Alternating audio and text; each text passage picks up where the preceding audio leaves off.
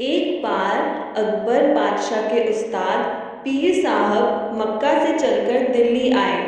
रास्ता न जानने की वजह से उन्हें बड़ी मुश्किलों का सामना करना पड़ा था। अकबर बादशाह ने उनकी बड़ी आवभगत की। कुछ दिन आनंद लेकर पीर साहब मक्का लौट गए। जब पीर साहब चले गए तो अकबर ने बीरबल से पूछा, बीरबल, क्या तुम्हारे भी कोई गुरु हैं, जैसे कि मेरे पीर साहब हैं? यदि हैं तो वे कहाँ रहते हैं?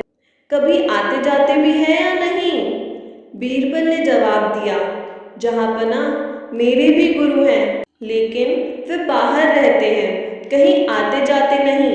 हाल ही मैंने सुना है कि मेरे गुरुदेव किसी को कुछ बताते भी नहीं और कभी किसी से एक पैसा भी नहीं लेते। रुपए पैसे का उन्हें लोभ नहीं है। यह सुनकर बीरबल के गुरु के प्रति अकबर बादशाह के मन में श्रद्धा उत्पन्न हुई और उन्होंने बीरबल से अपने गुरु से मिलवाने का आग्रह किया। अकबर बादशाह से बातें करके जब बीरबल रास्ते में आए तो उन्होंने देखा कि लकड़ी बेचने वाले एक बूढ़े ने परिश्रम करके लकड़ियों का एक गट्ठर बांधा हुआ था। वह सुबह से शाम तक इधर उधर भटका, पर किसी ने भी उसे उचित मूल्य देकर वह गट्ठर नहीं खरीदा। लाचार होकर बूढ़ा लकड़हारा गट्ठर अपने घर वापस लिए जा रहा था। पहले तो बीरबल ने उस लकड़ी बेचने वाले से लकड़ियों के उस गट्ठर का मूल्य पूछा, फिर उसे अपने घर ले गए और उससे बोले, मालूम होता है कि तुम समय के कुचक में फंसकर इस तीन अवस्था में पहुंचे हो। बीरबल ने उसे अच्छे साफ सुथरे वस्त्रों और काली जटा इत्यादि से युक्त ब्राह्मण साधु बना दिया। उसके हाथ में रुद्राक्ष की माला दे दी। फिर एक बड़े मंदिर के पीछे मर्गचर्म के आसन पर बिठाकर उससे बोला, तुमसे मिलने बड़े बड़े अमीर उमराव आएंगे, पर उनसे तुम बिल्कुल मत बोलना। तुम्हें कितना भी बहुमूल्य वस्तुएं वे क्यों ना दिखाए, पर तुम उनकी तरफ आंख भी मत उठाना। तुमसे जो कुछ भी पूछे उसका जवाब मत देना। बस अपने ध्यान में रहना और सिर्फ माला फेरते रहना। ध्यान रहे, यदि इसके अलावा तुमने कोई भी हरकत की तो तुम्हारी खैर नहीं, क्योंकि मैं तुम्हारी हरकतों को देखता रहूंगा। बूढ़े लकड़हारे ने बीरबल की बातों को स्वीकार कर लिया।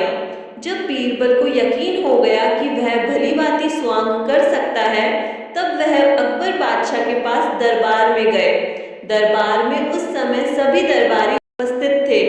बीरबल ने अकबर बादशाह को अपने गुरु के आने की शुभ सूचना दी और कहा, पहले तो गुरुदेव ने दर्शन देने से इनकार किया, पर मेरे खुशामद करने पर वह पधारे हैं और मंदिर के पिछले हिस्से में आसन जमाए हुए हैं। उन्होंने आप लोगों को दर्शन देना भी स्वीकार कर लिया है, लेकिन मुझे साथ आने को मना कर दिया है। यदि मैं हट करके जाऊंगा तो हो सकता है वो मुझे शाप दे दे। अतः आप और लोगों के साथ उनके दर्शन करने के लिए जा सकते हैं। बीरबल को छोड़कर अकबर बादशाह के साथ सभी दरबारी गुरुदेव के दर्शन करने के लिए गए। अकबर बादशाह ने गुरुदेव के सामने जाकर सादर मस्तक झुकाया, फिर बैठकर उनसे पूछा, गुरुजी, अपना निवास स्थान तथा शुभ नाम इस दास को भी बताने का कृपा करें। गुरुदेव भी किसी ऐसे वैसे के चेले नहीं थे। अकबर बादशाह की बातें सुनी अनसुनी करके वह अपने ध्यान में ही रहे। अकबर बादशाह फिर बोले, भगवान, मैं सारे हिंदुस्तान का बादशाह हूँ और आपकी प्रत्येक इच्छा पूर्ण करने में समर्थ हूँ। आप कृपा करके एक बार मेरी ओर नजर उठाकर देख लें तो मैं आपको धन्य समझूंगा। इस पर भी जब गुरुदेव ने ध्यान नहीं दिया तो अकबर बादशाह ने 10,000 रुपये मूल्य का कड़ा, जिसे वह स्वयं पहने हुए थे, हाथ से उतारकर गुरुदेव के चरणों में यह सोचकर रख दिया कि लालच में शायद कुछ आशीर्वाद देकर इस बहुमूल्य कड़े को स्वीकार कर ले।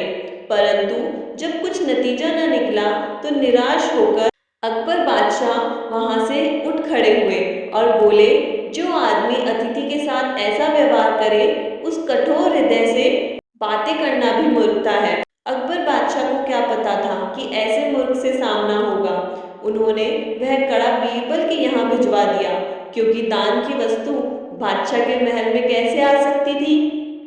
अगले दिन गुरुदेव का सारा हाल सुनाकर अकबर बादशाह ने बीरबल से पूछा, मूर्ख मिले तो क्या करना चाहिए। बीरबल बोले, उस समय चुप रहना ही अच्छा है। बीरबल के इस जवाब से अकबर बादशाह की रही सही मर्यादा पर भी पानी पड़ गया। उनका विचार था कि ऐसी बात कहकर वह बीरबल के गुरु को मूर्ख साबित करेंगे, पर उल्टे खुद मूर्ख बने। अकबर बादशाह को चुप देखकर बीरबल बोले, जब मैंने पहले ही उनका स्वभाव आपको बता दिया था कि उन्हें रुपए पैसे का लालच नहीं है, कभी किसी के दरवाजे पर वह नहीं जाते, और मेरे कहने पर बड़ी मुश्किल से तो वह मिलने को राजी हुए थे, फिर आपने उन्हें लालच क्यों दिया। आपने अपशब्द कहकर गुरु का अपमान किया है। आपको धन दौलत का घमंड है, इसलिए वह आपसे नहीं बोले। बीरबल की बात सुनकर अकबर बहुत लज्जित हुए और उन्होंने अपनी गलती मानी। अगर ये कहानी अच्छी लगी हो तो लाइक का बटन ज़रूर दबाएं और प्रेम से बोलें, जय श्री राधे।